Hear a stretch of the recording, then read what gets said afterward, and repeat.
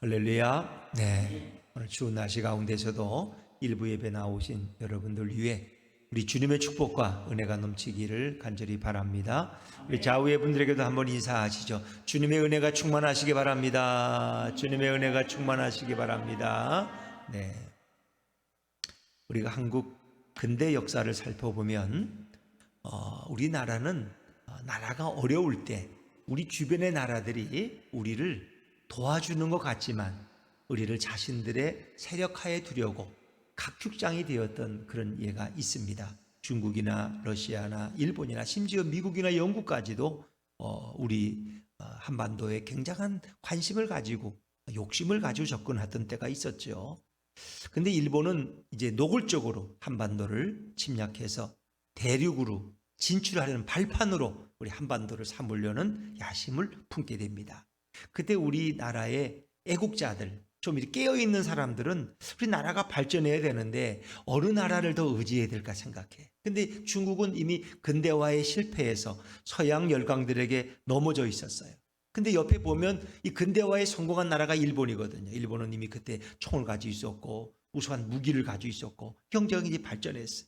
그래서 일본을 더 배우려고 했던 거. 그래서 그때 많은 젊은이들이 일본으로 달려갔어요. 일본의 경제를 배우고 일본의 문화를 배워야 우리 대한제국도 강건한 나라가 될 수 있다고 생각했어요. 근데 일본의 욕심은 그게 아니었어요. 우리를 도와주는 게 아니라 우리나라를 삼키려는 게 일본의 목적이었어요. 결국 그것이 들통났을 때 그때 많은 이 선각자들, 애국자들은 항일 운동을 벌입니다. 일본을 내몰기 위한, 일본에 반대하는 그런 운동을 벌이게 되죠. 이때 사실 그 후에 나라를 팔아먹었던 이완용이라는 사람도 처음에는 항일 운동에 앞장섰던 사람 중에 하나라는 겁니다. 그런데 어떻습니까? 대한제국이 당파 싸움으로 갈라지고 국력이 쇠진해서 날마다 쇠퇴하고 그리고 일본의 무력 앞에 완전히 무장해제를 당하고 조정이 그들의 힘 앞에 무릎 꿇었을 때 이완용은 그때 생각을 바꿉니다. 그리고는 일본의 앞잡이가 되어서 대한민국의 주권을 일본에 넘겨주는데 앞장선 인물이 바로 이완용이에요. 1910년 한일 합방이 이루어지고 우리의 모든 주권과 언어와 모든 걸 다 뺏기는 거예요. 그러니까 매국노 이완용이라는 사람도 처음에는 나라를 위해서 애쓴 흔적이 있다는 것이 참 너무나도 아이러니하지 않습니까? 그렇습니다. 처음부터 매각노가 되었던 것은 아닙니다. 늘 그렇듯이 나라가 위기를 당하고 어려움을 당하면 독립군처럼 정말 싸워서라도 나라를 지키려는 자들이 있는가 하면 나라가 망해갈 때 나라를 팔아먹고 자신의 부귀영화를 보장받으려는 자들도 반드시 있는 것입니다. 그래서 어떤 위기가 오면 사람들은 늘 결정을 해야 돼요. 어떻게 할 것인가를 결정해야 됩니다. 내가 독립군이 되든지 아니면 내가 나라를 팔아먹는 데 협조하는 매국노가 되든지를 우리는 선택하고 결정해야 하는 것입니다. 인간은 어떤 위기의 순간이 오면 자기의 숨겨졌던 정체성이 드러내는 경우가 종종 있습니다. 평소에는 잘 그 사람을 몰라요. 근데 어떤 위기가 닥치면 그 사람의 이제 본색이 드러난다 그러죠. 그것이 늘 우리에게 두렵고 또 위험한 일이죠. 자, 오늘 본문의 상황 속에서 우리는 이제 엘리야의 말씀을 계속 나누고 있습니다. 엘리야가 호렙산으로 도망온 거예요. 그리고 하나님 앞에 이제 호소합니다. 이렇게 나만 홀로 살아남아서 여기까지 왔다고. 아합과 이세벨의 원수의 세력들이 주의 선지자들을 다 죽였고 나만 겨우 도망왔다고. 나도 늘 생명의 위협을 느끼며 살아왔다고. 그런데 엘리야의 눈에 그 시대 이스라엘 사람 중에 자신만을 제외하고는 하나님을 섬기는 모든 사람은 다 죽은 것처럼 보였어요. 자, 우리 좀 거슬러 올라가서 14절, 오늘 본문 위에 14절 한번 읽어볼까요? 14절 같이 한번 읽죠. 시작. 그가 대답하되 내가 만군의 하나님 여호와께 열심히 유별하오니 이는 이스라엘 자손이 주의 언약을 버리고 주의 제단을 헐며 칼로 주의 선지자들을 죽였음이오며 오직 나만 남았거늘 그들이 내 생명을 찾아 빼앗으려 하나이다. 엘리야의 고백은 이제 자기만 남았다는 거예요. 모든 선지자들은 다 죽이고 자기만 남았다는 거예요. 이렇게 이제 고백하는 거예요. 근데 하나님은 엘리야에게 전혀 엉뚱한 말씀을 하시죠. 그것이 오늘 본문의 18절 말씀이에요. 다시 18절로 들어갈까요? 18절 같이 읽죠. 오늘 본문 18절입니다. 시작. 그러나 내가 이스라엘 가운데에 7,000명을 남기리니 다 바알에게 무릎을 꿇지 아니하고 다 바알에게 입맞추지 아니한 자니라. 그랬습니다. 자, 엘리야는 이 말씀을 듣는 순간에 굉장히 당황했어요. 충격을 받았어요. 아니 몇십 명도 아니고 몇백 명도 아니고 아니 7,000명이나 하나님이 숨겨놓으셨다고? 하나님이 남겨놓으셨다고? 이 말에 자기의 길을 의심하게 됩니다. 아합과 이세벨의 정부는, 이스라엘 정부는 온 백성으로 하여금 바알 신만을 섬기도록 허락했어요. 바알 외 아세라 외에 다른 신을 섬기면 그거는 반역하는 거예요. 그들은 다 죽임을 당해야 돼. 그래서 여호와 하나님을 섬기는 백성들과 선지자들은 다 죽임을 당했어요. 그리고 엘리야만 혼자 남았을 때 이제 이스라엘 정부는 어떻게 했을까요? 엘리야의 모에 현상금을 걸었어. 엘리야를 고발하든가 잡아오면 3천만 원, 5천만 원을 주겠다. 이렇게 현상금을 걸었어. 그래서 전국을 샅샅이 뒤져요. 그래서 엘리야는 결국 자기 나라에선 살 수 없기 때문에 어떻게 이방 땅으로 시돈이라는 곳으로 가서 숨어 있기도 하고 그러는 거예요. 그리고 결국은 어떻게 했어요? 여기까지 도망온 거예요. 이 호렙산까지. 자, 엘리야가 모르는 자들이 어디에 또 있느냐는 거예요. 도대체 남겨진 7,000명은 어디서 온 사람들이? 그들은 바알에게 입맞추지도 않았고 바알에게 무릎 꿇지도 않고 어떻게 생존할 수 있었을까? 엘리야가 알기는 아합이 그 동네 사람들을 큰 공회당 마당에 다 모이게 하고 여기서 여호와를 섬길 자들은 우측으로 나와라, 바알을 섬길 자들은 남아라. 그래서 여호와를 섬길 자들은 다 끌고 가 죽였는데 도대체 어디서 이 7,000명이 이렇게 숨어서 생존하고 있었을까? 하나님은 도대체 어떻게 어떤 방법으로 이들을 숨겨놓고 지금까지 보존하셨는지 납득할 수도 믿어지지도 않았다는 것입니다.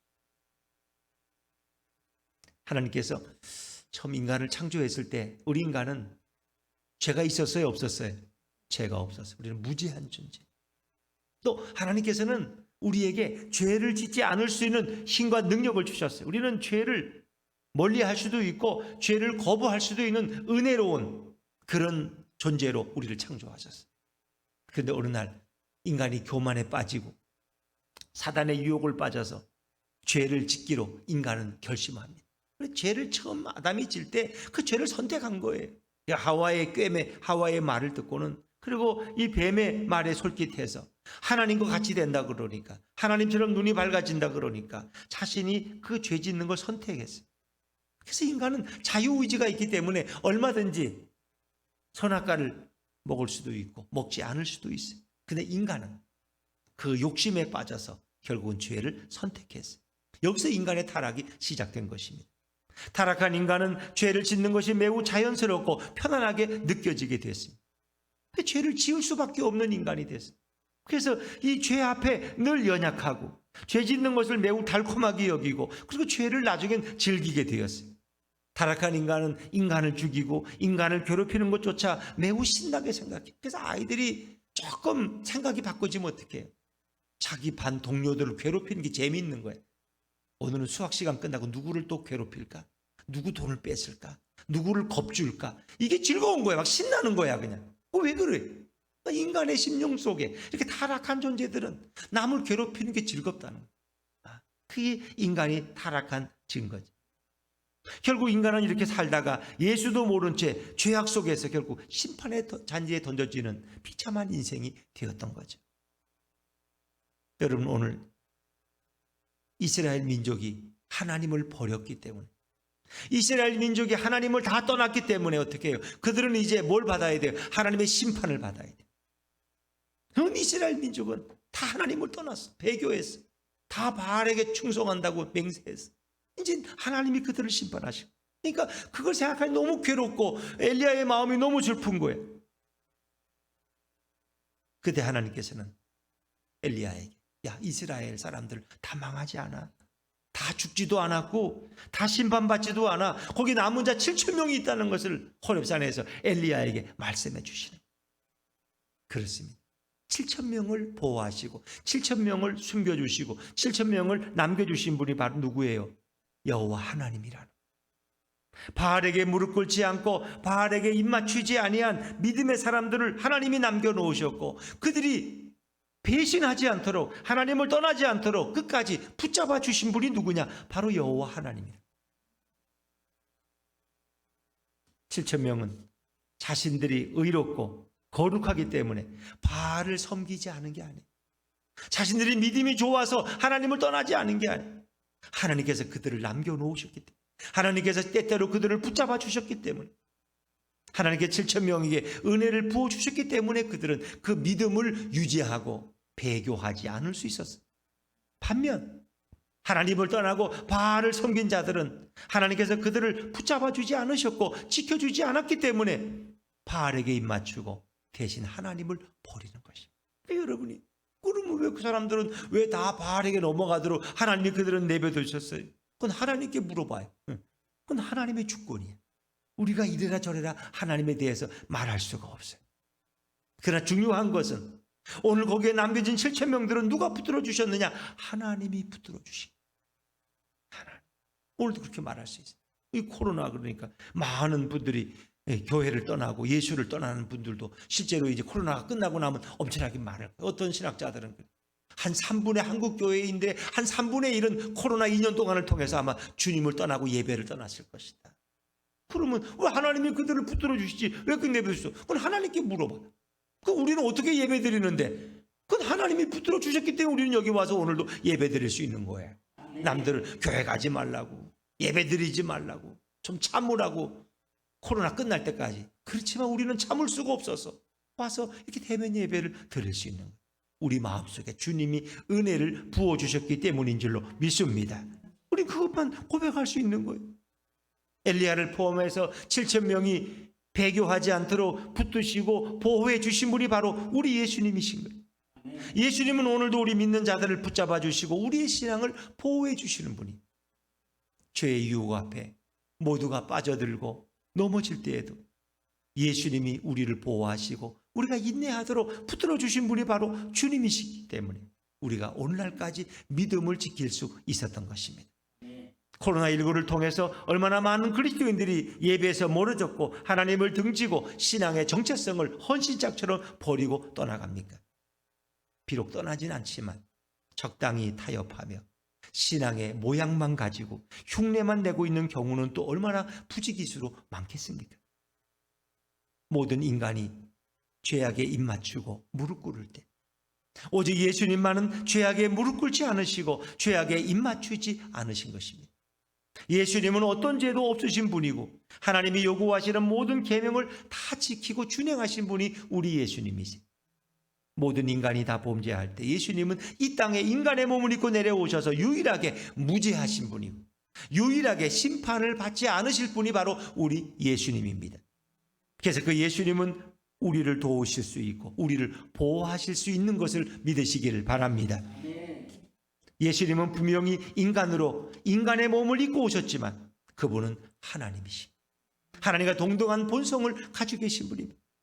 예수님은 이 땅에서 수많은 죄의 유혹과 죄악의 쾌락들을 보고 느끼셨지만 예수님은 죄를 짓지 않으셨고 죄의 유혹에 넘어가지 않으셨습니다. 예수님은 타락한 인간처럼 죄에게 종로로 탈 수밖에 없는 연약한 질그릇이 결코 아닙니다. 예수님은 그 본체가 하나님과 동등한 분이시기 때문입니다. 그래서 예수님은 죄의 유혹을 받아서 타락할 수 있는 그런 분이 아닙니다. 어떤 죄도 예수님을 쓰러뜨릴 수가 없어요. 예수님은 인간의 몸을 입고 오셨지만 죄로부터 완전히 깨끗하시고 죄로부터 완전히 거룩하신 유일한 분이에요. 그래서 예수님 외에 모든 인간은 다 타락했지만 예수님은 모든 율법과 계명을 다 이루시고 다 지켜낸 유일한 분이 우리 예수님인 것을 믿으시기 바랍니다.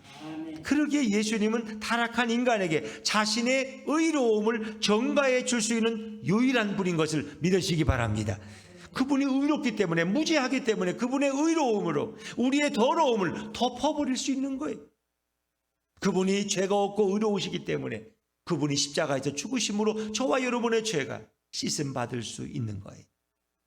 예수님은 우리들을 모든 죄악의 유혹에서 지키시고 사단의 공격에서 우리를 보호하시는 전능하신 하나님이 되십니다.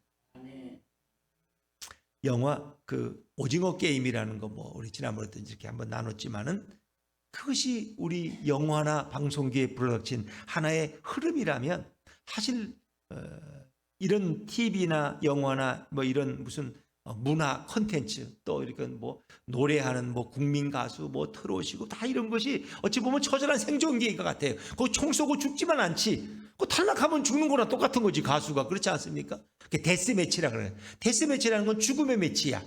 둘이 나와가지고 한 번씩 불러 평가를 해서 한 사람은 탈락이야. 한 사람은 올라가. 이게 데스 매치. 이게 서바이벌 게임 아닙니까? 이게 오징어 게임이야. 둘을 놓고. 그 둘 다 잘하면 둘 다 올려야 되는데 물론 나중에 올리기도 하지만 대부분은 하나는 완전히 탈락하고 한 사람은 올라가는.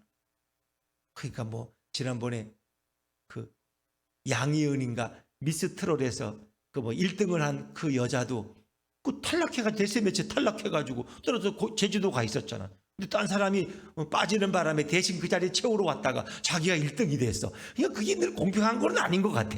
그렇죠? 사람들의 평가라는 게. 근데 어쨌든 우리 문화 속에서는 이런 게 너무 사느냐 죽느냐의 승자의 게임이에요. 근데 이 신앙의 세계에서도 이런 오징어 게임에 줄다리기 같은 게 있어요. 두 팀이 줄다리기 하는데 이긴 팀은 살고 진 팀은 다 밑에 빠져서 죽는 거야. 그냥 줄다리기 지면 죽는 거야. 근데 어찌 보면 오늘도 우리는 믿음의 세계와 이 사단의 약한 세력 사이에 줄다리기가 오늘도 계속되고 있는 거예요. 거기에 끌려가면 그 떨어져 가는 거예요. 그래서 우리는 끌려가면 안 돼. 오히려 그 영혼들을 우리는 뺏어와야 돼. 오늘날도 어찌 보면 하나님의 편과 마귀의 편이 세상에 대립되어 있는 것입니다. 하나님의 자녀인가? 우리는 마귀의 자녀인가? 늘 우리 자신에게 물어봐야 돼.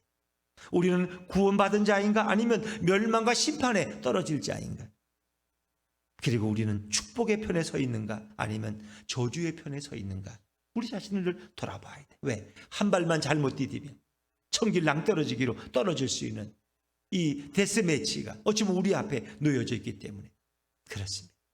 예수님은 능히 우리를 모든 영적 싸움에서 붙잡아 주시고 이기게 하실 수 있는 능력의 주님인 것을 믿으시기를 바랍니다.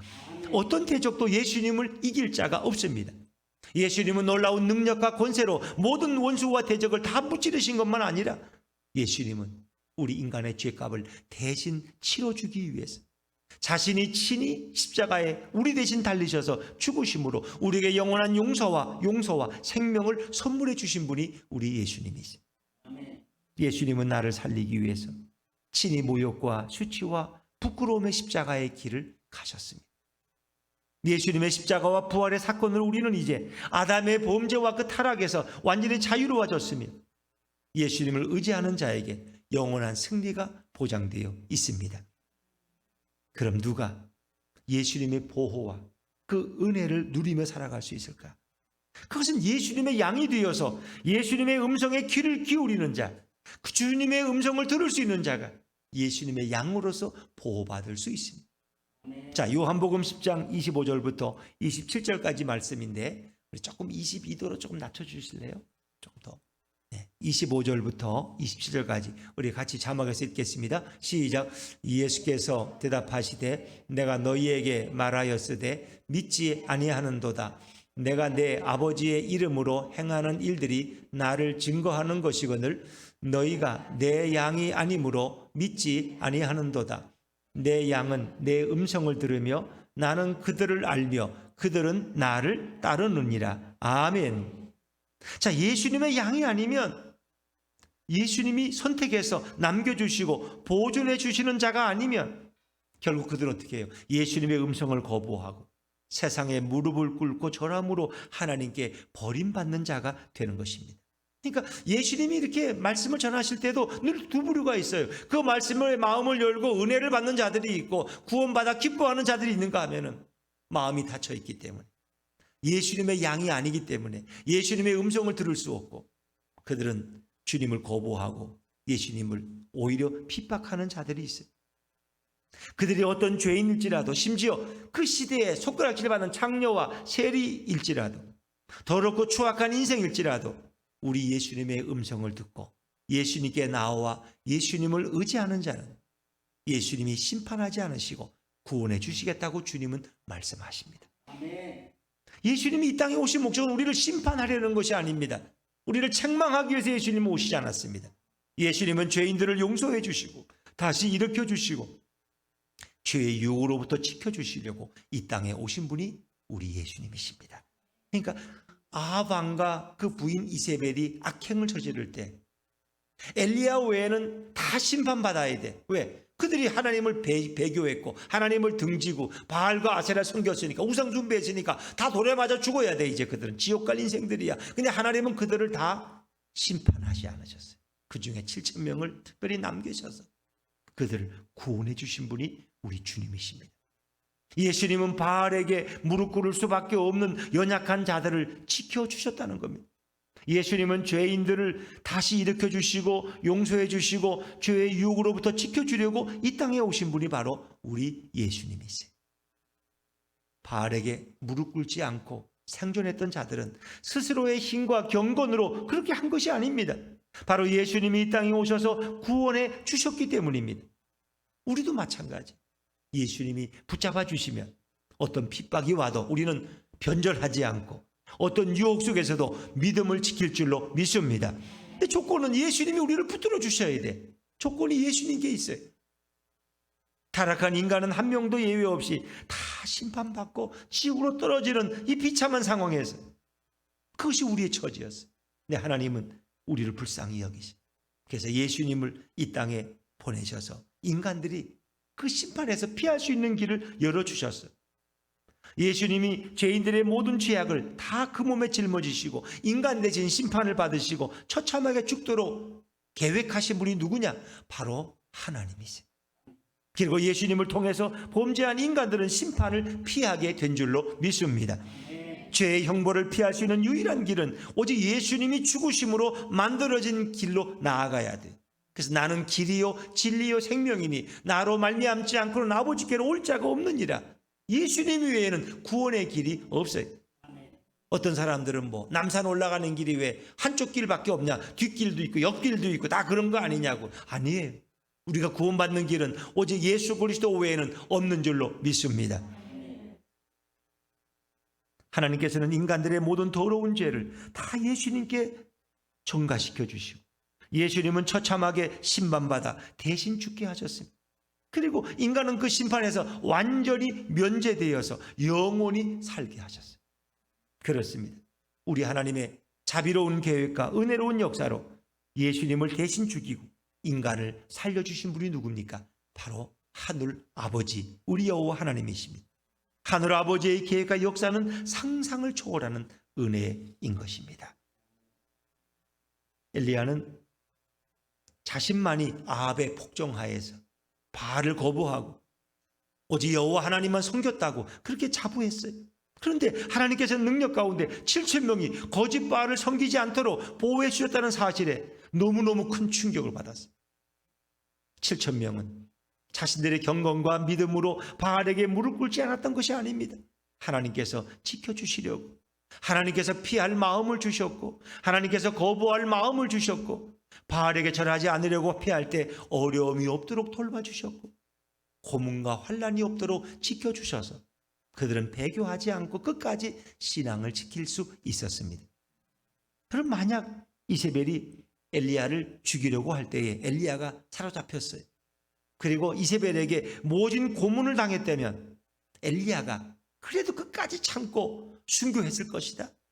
혹은 배교하지 않았다고 아무도 장담할 수 없어요. 왜? 엘리야 자신은 너무 힘들고 너무 어려우면 그도 하나님을 버렸을 수도 있어요. 바알에게 무릎 꿇지 않은 7,000명은 하나님께서 지켜주시고 하나님께서 보존해 주신 자들이에요. 이 7,000명 중에도 마음이 약한 자도 있고 여린 자도 있고 누가 그냥 칼만 들면 막 부들부들 떨어.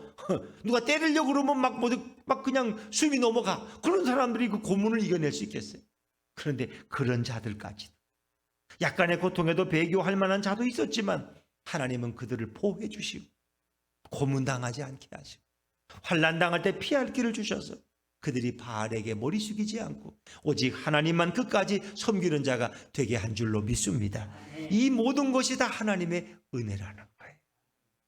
엘리야는 정말 크게 놀랐습니다. 하나님이 하시는 일들은 인간의 상상력을 초월하는 것입니다. 하나님의 전능하심은 어떤 상황에서도 배교하지 않도록 할 수 있는 분이 우리 주님이십니다. 7,000명은 자신의 힘으로 배교하지 않은 것 아니라 하나님께서 심판하지 않으시려고 보존해 주신 자들이 바로 이 7,000명이에요. 이제 엘리야는 하나님의 커다란 능력과 은혜에 감사와 찬양을 돌렸습니다. 여러분, 사람은 위기를 당하면 사람들은 다 달라져요.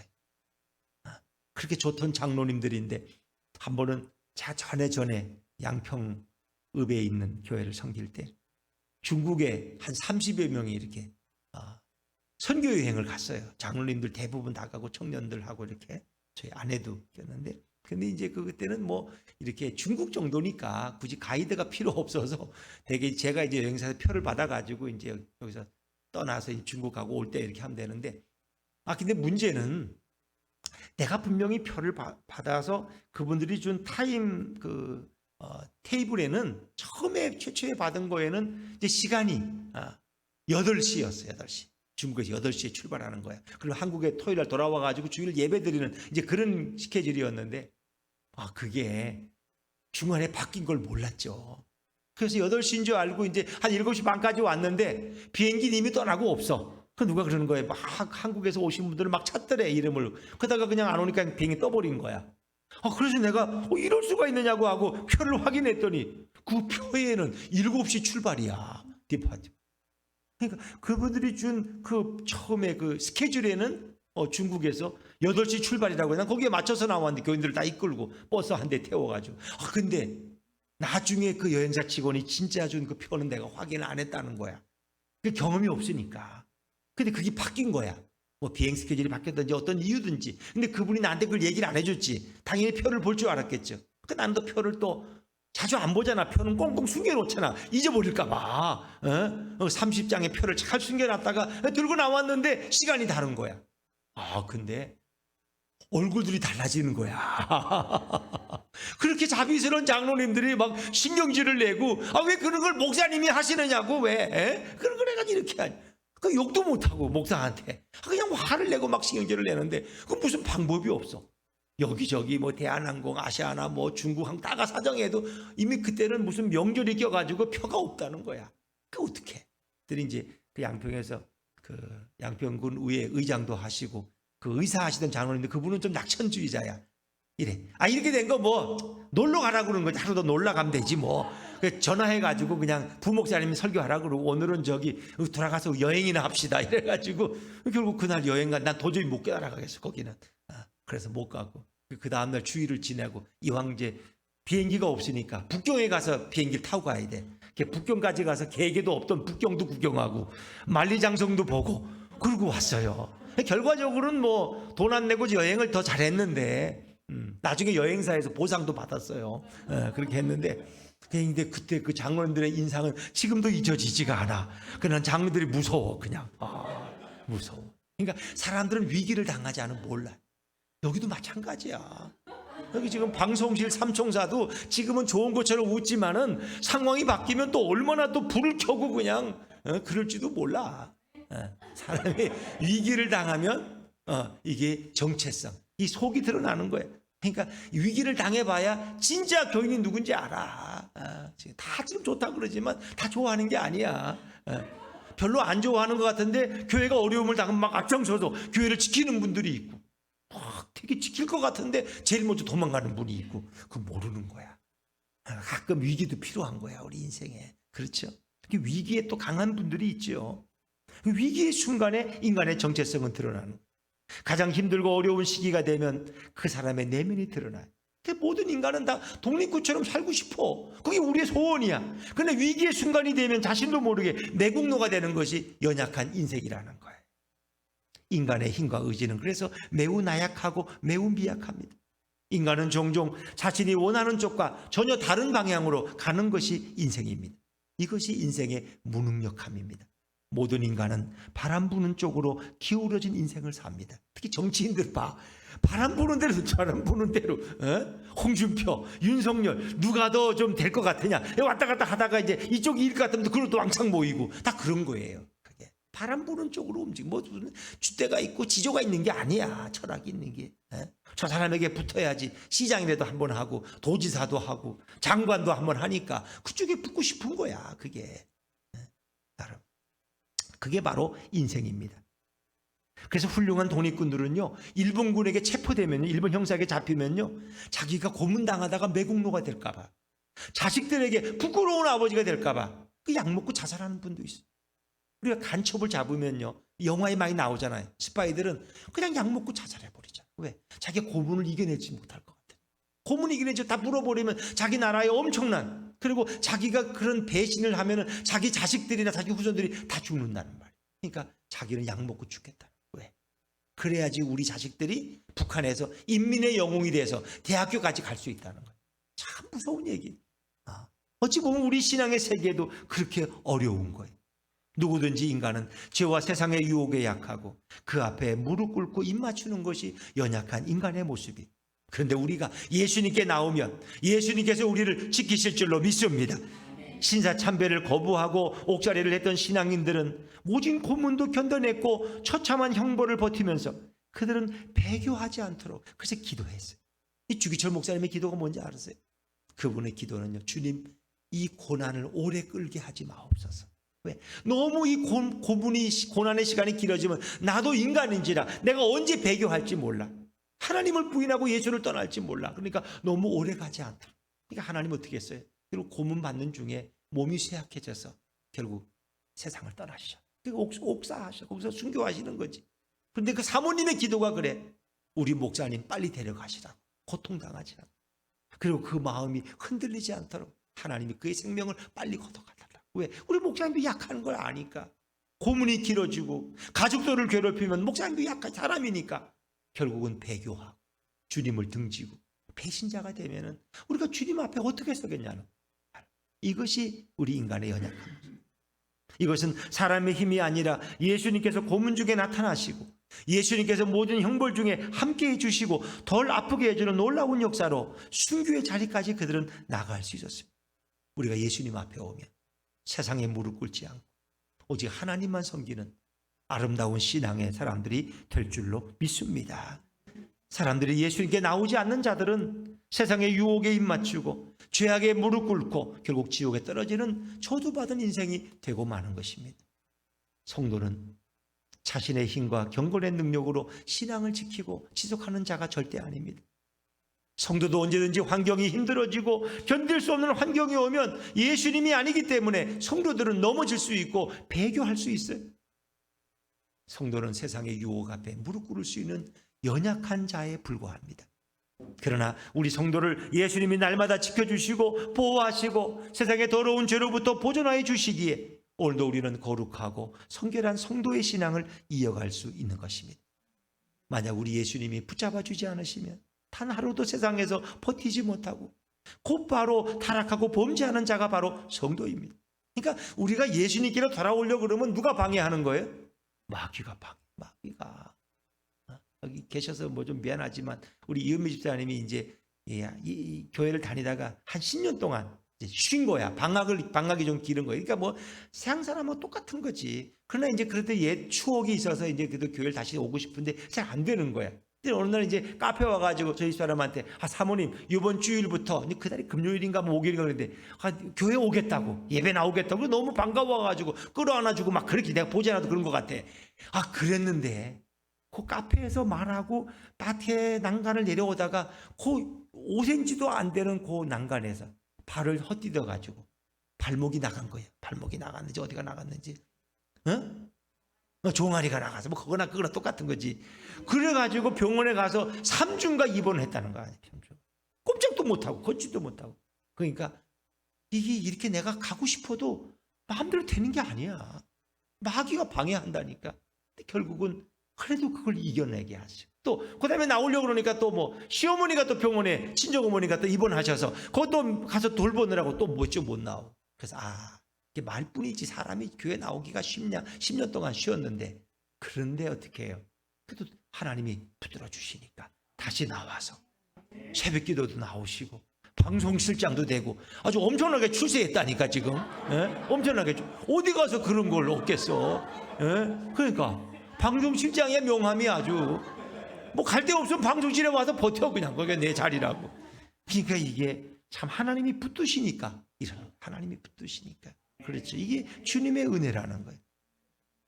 한 번은 사단이 예수님께 찾아와서 베드로를 자신에게 넘겨달라고 요청합니다. 사단은 베드로가 결국 예수님을 배신할 거기 때문에 그를 넘겨주면 자기가 지옥으로 가서 심판하겠다고 요구합니다. 근데 예수님은 베드로를 넘겨주지 않아요. 이 목사님이 무슨 얘기하나 그러는데 성경에 한번 읽어볼까요? 누가복음 22장 31절부터 34절까지 같이 한번 읽어볼게요. 시작. 시몬아 시몬아 보라 사단이 너희를 밀가부르듯 하려고 요구하였으나 그러나 내가 너를 위하여 내 믿음이 떨어지지 않기를 기도하였노니 너는 돌이킨 후에 내 형제를 굳게 하라. 그가 말하되 주여 내가 주와 함께 오게도 죽는 데에도 가기를 각오하였나이다. 이르시되 베드로야 내가 내게 말하노니 오늘 닭 울기 전에 내가 3번 나를 모른다고 부인하리라 하시니라. 아멘. 오늘 예수님이 베드로에게 말하는 거예요. 사단이 너를 내게 자기에게 넘겨달라고 했지만 내가 그렇게 하지 않았다. 내가 너를 위해서 내 믿음이 떨어지지 않기를 위해서 내가 기도했다는 거예요.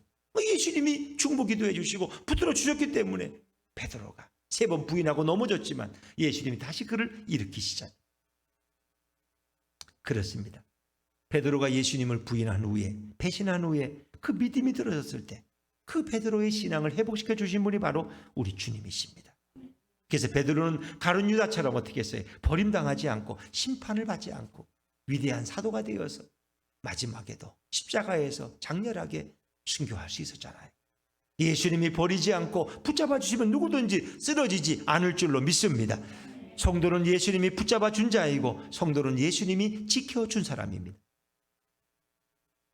예수님은 결코 원수 마귀에게 우리의 영혼을 빼앗기지 않으시는 강력하신 분입니다. 자, 요한복음 10장 27절부터 29절까지인데 한번 자막 읽어볼게요. 시작. 내 양은 내 음성을 들으며 나는 그들을 알며 그들은 나를 따르느니라. 내가 그들에게 아니할 것이요 또 그들을 내 손에서 빼앗을 자가 없느니라. 그들을 주신 내 아버지는 만물보다 크심에 아무도 아버지 손에서 빼앗을 수 없느니라. 아멘. 자, 그들을 내 손에서 빼앗을 자가 없다는 거예요. 어떤 원수 마귀도 예수님의 품 안에서 그 성도의 생명을 뺏어갈 수가 없어요. 왜? 예수님이 지키시. 아버지의 손에서 빼앗을 자가 없다는 거예요. 따로 리 이젤이라는 사람이 쓴 위기라는 책에 보면 그런 재미있는 얘기가 거기 나와요. 이 동부 테네시주에 있는 한 교도소에 아주 말라깽이 같이 생긴 연약하게 생긴 2 청년이 교도소를 막 휘젓고 다녀. 우리가 이제 이 영화의 교도소 이렇게 운동장 마당 보면 막 덩치 큰 놈들이 막 다니고 약한 사람이 있으면 막 치고 밀치고 괴롭히고 그러잖아요. 근데 이 호리호리한 2 청년이 막 휘젓고 다니는 거야. 근데 아무도 못 건드려. 그래서 너무 신기해가지고 어떻게 저 2 청년은 저렇게 몸이 호리호리한데 저렇게 마음대로 막 다니냐 그랬더니 옆에 사람이 그래. 저 2 청년의 아버지가 테네시 동부에서 유명한 터프가이라는 거야. 몸이 크고 힘이 얼마나 센지 그를 이길 자가 없대. 그 2 청년이 범죄해가지고 감옥에 들어오니까 사람들이 괴롭힐까봐 아버지가 자청해서 교도소에 들어왔대. 그 자기가 얘 아버지라고 그러니까 아무도 건드리질 못해. 그 집행유예로 아버지는 나갔대. 그래도 아무도 못 건드려. 왜? 만약에 건드리면 그 소식 들으면 또 아버지가 또 들어올 거기 때문에. 그렇다는 거야. 그 얘기를 보면서 우리 예수님께서 늘 우리 곁에 계시기 때문에 아무도 우리를 건드릴 수가 없다. 아무도 우리를 빼앗을 자가 없다. 할렐루야. 그 우리는 얼마나 행복한 자들이에요. 터프가이가 문제가 아니라 그 강력하신 예수님이 왕 중의 왕이신 그분이 우리를 지켜보고 계시는데 누가 감히 우리를 괴롭히고 누가 우리한테 시비를 걸겠어요. 그렇습니다. 자, 우리 시편 73편 22절 23절 우리 며칠 전에 시편에서 봤던 새벽 기도 말씀인데 한번 읽어보죠. 시작.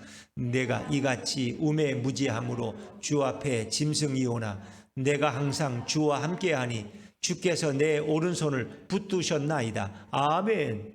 이게 아삽의 시인데 이 아삽이 한때는 시험이 들었어요. 왜? 악인들을 보니까 악인들이 형통하는 거야. 그리고 돈도 잘 벌고 악인들은 아프지도 않아. 죽을 때도 건강하게 살다가 행복하게 죽어. 너무 부러운 거야. 근데 의인인 자기는, 하나님만 섬기려는 자기들은 늘 가난하고 핍박을 받고 또 하나님이 어떨 때는 고난을 주시고 너무 괴로운 거야. 그래서 자기도 막 시험이 들었어. 세상에 하나님이 이럴 수가 있느냐고. 당신의 자녀들을 축복해 줘야죠. 악인들이 저렇게 복을 받고 말이 안 되냐고. 그래서 자기도 막 실족할 뻔했는데 하나님의 성소에 들어와서 기도할 때 하나님이 깨달음을 주셔요. 그 악인들의 종말은 이런 것 같다. 바람에 나는 겨와 같아서 훅하면 날아가고 그들은 다 종말이 비참으로 떨어진다. 그걸 보여주는 순간에 깜짝 놀랐어요. 그래서 오늘 이렇게 고백하는 거예요. 내가 이렇게 우매무지해서 짐승 같은 생각 때문에 내가 주를 떠날 뻔했습니다. 내가 항상 주와 함께하니 주께서 내 오른손을 붙드셨나이다. 내가 이렇게 시험에 들어서 넘어질 뻔할 때 주님께서 그 오른손으로 저를 붙들어 주신 것이 얼마나 감사한지. 그렇습니다. 우리도 종종 시험 들어 좀 불평할 때가 있어. 그러나 주님이 그때도 우리를 붙들어 주시기 때문에 우리가 신앙을 보존하고 그리고 우리가 이렇게 인내할 수 있는 것입니다. 하마터면 아삽도 큰일 날 뻔했어요. 그 붙들어 주신 것이 바로 주님의 은혜입니다. 한시도 우리 예수님이 붙드시지 않으면 우리는 결코 이 자리에 앉아서 예배드릴 수 없는 자들입니다. 성도가 날마다 쓰러지고 날마다 흔들리고 날마다 죄를 지어도 날마다 일으켜 주시고 싸매어 주시고 용서해 주시는 분이 바로 우리 주님인 줄로 믿습니다. 예수님은 오늘도 우리 인생 앞길에 돌을 치워주시고 장애물을 제거하시는 분이 우리 예수님이야. 사랑하는 자녀가 또 시험에 들까 봐, 또 넘어질까 봐. 그렇죠. 우리 인간은 산소와 물이 없으면 못 살아. 근데 산소와 물이 없어도 몇 초는 살 수 있겠죠. 그죠? 숨 안 쉬어도 살잖아, 우리도. 그렇죠? 그런데 예수님이 없으면 우리는 전혀 생존할 수 없는 존재입니다. 우리를 심판의 자리에서 은혜의 자리로 옮겨주신 분, 죄의 유혹 앞에서도 늘 막아주시고 보호해 주시고 붙잡아 주시는 우리 예수님을 찬양하시기를 바랍니다. 그 주님의 붙드시는 은혜를 깨닫는 자마다 그 삶의 행복과 기쁨도 날마다 커질 수 있는 것입니다. 이 주님의 붙드시는 은혜, 우리를 보존하시는 은혜, 유혹에 넘어가지 않도록 지키시는 그 은혜에 늘 감사하는 우리 모두가 되시기를 주의 이름으로 축원합니다.